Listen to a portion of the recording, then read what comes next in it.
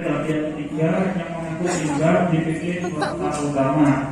Yang ketiga, setelah konfirmasi ke MU Kota Utama dan bertemu dengan Ibu Lulu Purwanti oleh LSM tersebut, ternyata CP Akar Mandiri mengatasnamakan karakter Desa Romo dengan komisaris Bapak Adita Yono SH yang pada saat itu mengatasnamakan Kepala Desa Romo. Yang keempat, Bu Lulu Purwanti selaku senior manager CSR selalu memberikan barang yang dikasihkan ke pemerintah Desa Romo.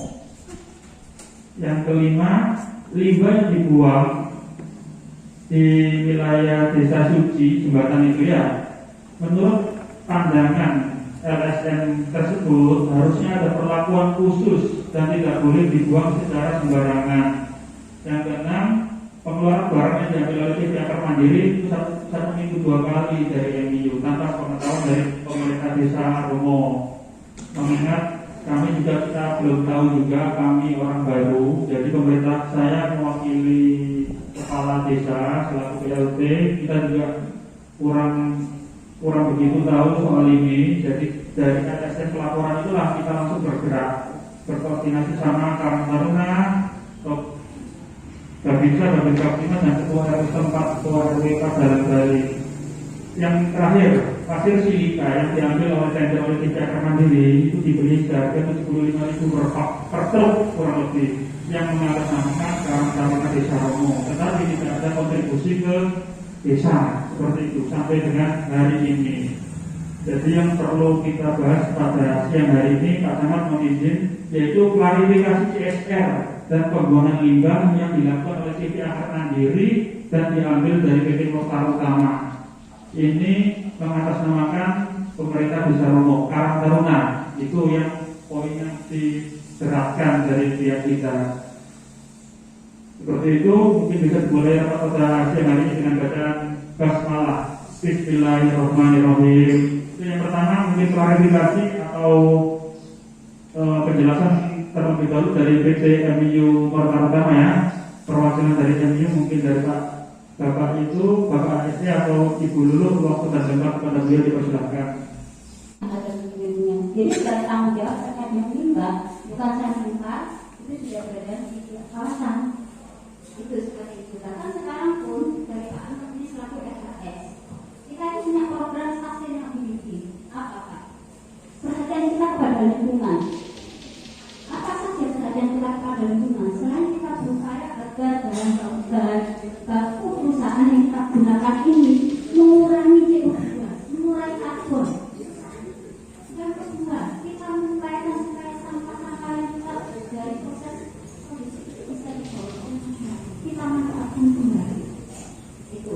Dan juga kita gunakan juga sampah-sampah rumah tangga kita, sampah air. Kita punya SPP Pak sekarang. Apa itu? Sewage treatment system. Jadi kita punya sistem pengolahan air Mbak sendiri.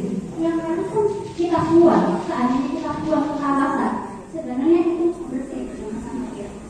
Dan kita sedang dalam proses penerapan pengajuan perizinan. Supaya kita bisa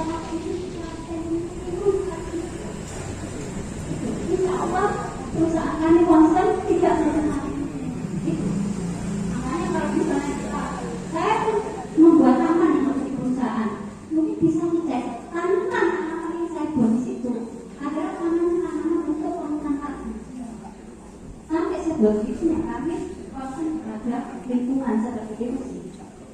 Jadi itu kalau misalnya jadi kalau memang ada harus nanti kami juga apa namanya mungkin ada hal-hal yang perlu dijelasan kurang ke saya dari kayak kawasan ini ada penggunaan semua dan kami kan enak ya terus mungkin ada penjelasannya jadi itu juga masukan juga dari kawasan kami sampaikan dari sini karena kami saya sebagai channel nggak pernah ada juga ini mengetahui sampai kan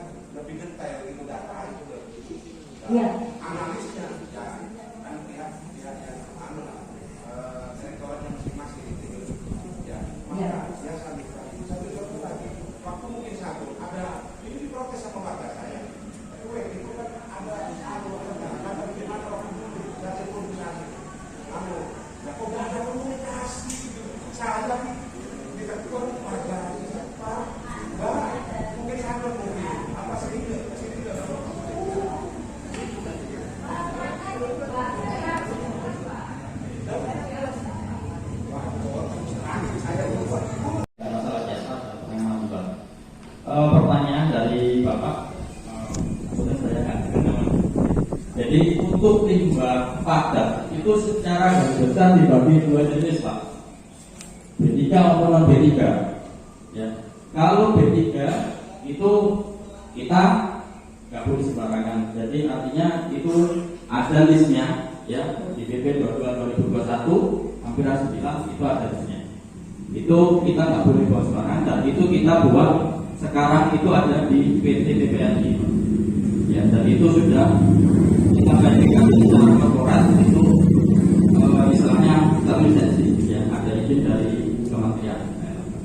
Yang kedua, non B3 itu adalah limbah yang bisa timbul itu dari seperti sampah rumah tangga ya, domestik, kecuali tinja ya, beda lagi ya, itu limbah padat seperti limbah sampah rumah tangga seperti apa, dedaunan, pohon dan sebagainya. Dan yang kedua, sampah sejenis rumah tangga itu yang keluar dari kawasan ya, atau biasa yang simpelnya dari bahasa awam kita adalah limbah padat industri non B3. Nah, di kami, karena kami itu adalah industri semen instan dan berbahan baku pasir, otomatis kebanyakan ya pasir yang kalau misalnya ikut proses itu kan ada proses pengayakan Pak. Kita pilih ukuran-ukuran pasir. Nah, ukuran-ukuran pasir yang nggak pas ini yang kita sebut dengan oversize. Oversize ya, terus ada ukuran-ukuran pasir yang lebih kecil itu boleh. Ya. Dan beberapa kemasan yang itu kita verifikasi lapangan bersama DLH waktu 23 Mei kemarin pada saat kita melakukan pengurusan rincian teknis TPS 5B3 itu non dikategorikan sebagai non B3, dan itu sudah kita pastikan bahwa limbah padat yang dibuat dalam tanda kutip inisiatif akar mandi yang saya kenal selama ini itu adalah limbah non B3. Nah, mohon izin juga ini sebagai salah satu dokumentasi kami. Jadi ketika tanggal 23 Mei kemarin itu kita ada verifikasi lapangan ya, verifikasi lapangan terkait dengan rincian teknis TPS 5B3 yang teknis pemanfaatan limbah non B3.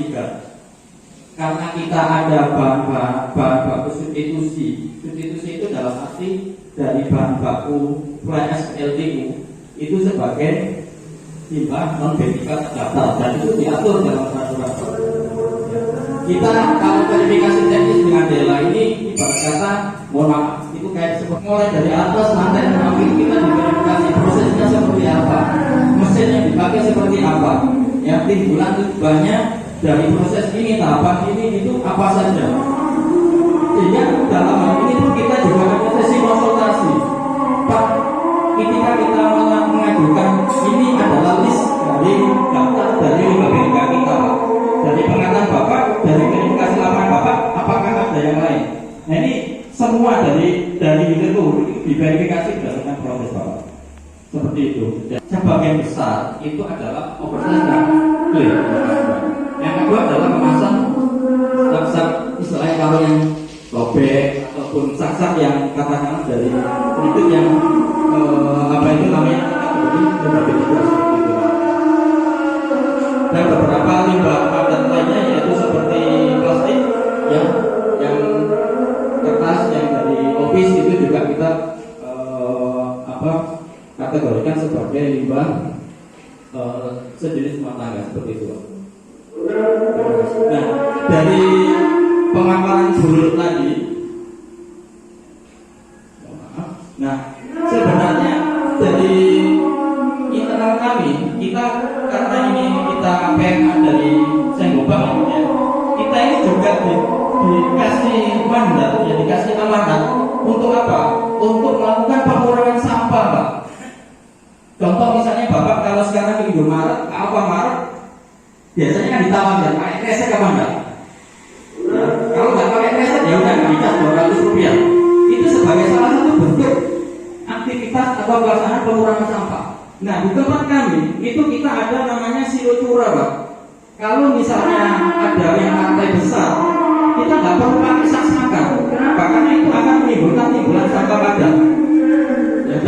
sejalan dengan Undang-Undang 18 tahun 2008 tentang pengelolaan sampah. Kalau di kata ada yang pengelolaan sampah ya, tahun 2017 ada. Nah, jadi ini adalah aktivitas mengurangi sampah kita. Selain pengurangan, kita pun juga untuk sampah ini jangan digambil, jangan ibaratnya dibuang begitu saja. Kalau toh misalnya dijadikan urukan, ini ya yang bermanfaat. Artinya apa? Bisa jadi pengerasan jalan, ya campuran semen, campuran pasir sebagai jalan setapak ataupun jalan kaki. Nah, ini adalah contoh-contoh terakhir kita dalam pemanfaatan atau mendaur ulang atau pemanfaatan kembali limbah ada ketika di tengah kami, Pak. Sebelum ini kan nanti mungkin kalau ini sebagai ibaratnya pemberdayaan masyarakat desa Romo nantinya. Kita bisa untuk melakukan edukasi, bisa melakukan sosialisasi dan sebagai wujud tanggung sosial lingkungan usaha. Nah, ini ada yang bisa dipakai untuk bootstrap, ya. Ada yang bisa dipakai. Kita kemarin terakhir gimana kalau dipakai jembatan kolam. Nah, ini sebagai jembatan kolam. Ini adalah beberapa komposisi proses dan oleh serta campuran semen, ya. Terus ini ada vas bunga, ini ada gazebo. Ini pun juga bisa dikasih sebagai tutup. Ya, kalau zaman sekarang milenial kan juga sertifikasi atau ada status di Instagram atau medsos macamnya seperti itu. Nah, ini apa yang kita lakukan ini di internal kami itu adalah semua dari waste, dari sampah. Sehingga dalam hal ini untuk sampah kita sebisa mungkin untuk tidak dilakukan istilahnya open dumping atau kita bisa melakukan pendaur ulang bahwasanya ada statement dari dulu ketika didatangi oleh pihak LSM menyatakan bahwasanya kita selama ini sudah bekerjasama dengan cara taruhan dan memberikan LSM berupa dana berupa bantuan dana kepada desa Rumo. Yang mau saya klarifikasi di sini terkait klarifikasi ya. Saya selama ini tidak pernah berkomunikasi dengan ibu. Dan saya selama ini tidak pernah menjalin komunikasi dengan ibu. Kenapa ketika hal ini terjadi? Nama sebuah organisasi Karang Taruna disebut-sebut. Itu yang saya sayangkan. Saya tidak menghalangi walaupun sangat mengapresiasi jika ada kerjasama antara MU dengan PT-PT yang lain. Tapi jangan mengatas-namakan dan embel-embel Karang Taruna. Karena selama ini kita didirikan di sini dibentuk organisasi kita ini organisasi sosial dan larinya tidak akan kemana-mana kecuali di sosial. Terima kasih. Tolong dibenarkan dan diklarifikasi pernyataan. Itu juga soal proyek informasi dari besar yang sudah ada di tahun 2007 Pak proyek, tapi pabriknya berdiri di tahun 2008 seperti itu. Dan memang dulu itu kan dipegang oleh apa namanya Pak siapa itu Arifnya Pak As ini juga dalam ini masih merupakan aparat atau dari grup pemuda-pemuda yang ada di Romo seperti itu ya Pak. Dan bukan secara formal, bahkan secara formal sekalipun waktu itu juga memasukkan proposal kooperasi Karang Taruna. Mungkin masa waktu itu belum ada di pengurusan itu. Dan dari kami berpikirnya, terutama saya, karena saya tidak intens komunikasi dengan Pak Rusdi terkait misalnya ada program-program beliau menurut saya selalu bilang oh ya saya kan sudah ada Pak ini juga dengan Karang Taruna pembuangan sampah domestik seperti itu, dan beliau tidak pernah membantah atas hal itu seperti itu. Itu sih makanya kami berpikirnya seperti itu. Nah, kedepannya tadi saya sudah sampaikan agar bersama-sama mungkin dari sesuai dengan mereka bupati terkait dengan daerah tersebut. Ya. Saya tidak minta arah dari kecamatan, dari desa. Kemana arahnya nanti MU ini akan memberikan SR-nya. Bisa ke mana? Seperti itu. Ini masih kurang jelas ya. Karena memang kalau di dalam konteks saya sudah lihat. Jadi seperti itu.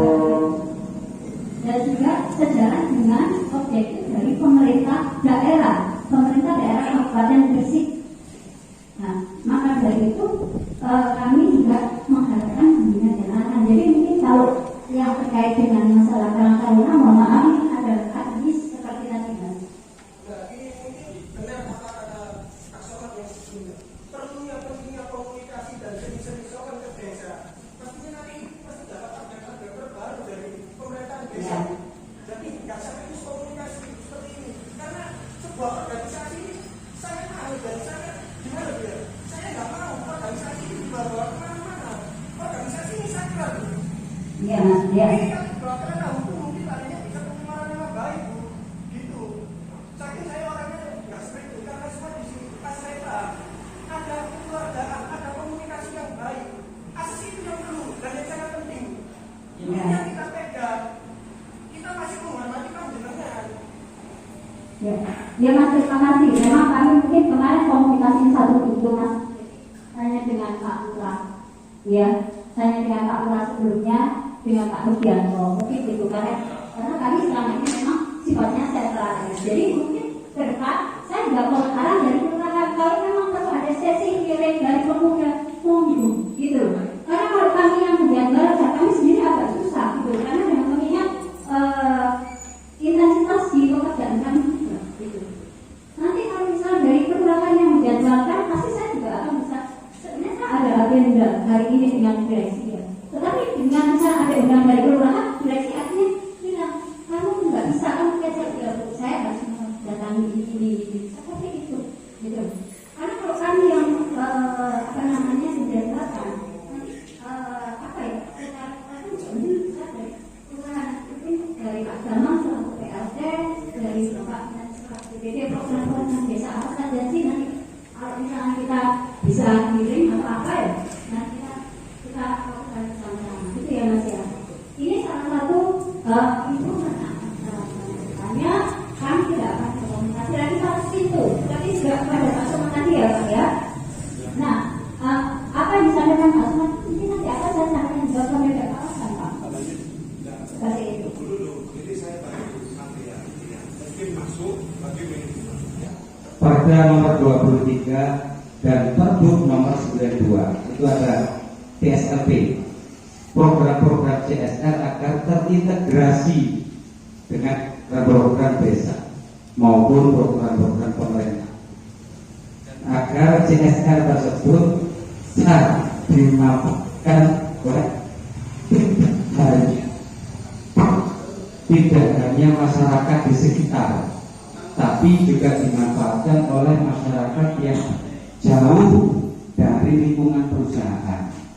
Nah, akan tetapi di situ ada pengaturan bahwa harus memperhatikan lingkungan sekitar. DKB itu dilalui oleh beberapa perusahaan. Ini juga harus dikomunikasikan bersama. Benar yang dilakukan MU tersebut komunikasi dengan desa, betul. Komunikasi dengan Pak Kades, betul. Akan tetapi harus selalu update apakah di desa ini ada struktur organisasi yang berubah, apakah ada struktur organisasi yang berganti misalnya. Tidak hanya itu juga perusahaan desa juga harus bisa berkomunikasi internal desa. Engkau ukono karang taruna. Dulu ini karang taruna singgi yang harus diberikan CSR dilewati CSR-nya oleh perusahaan. Iya kan? Itu karang taruna. Ini karang taruna, itu karang taruna yang mendatangi dan lebih mendatangi desa daripada desa yang mendatangi sana. Bukan demo, jangan lupa. Dan kalau demo itu imbasnya juga dengan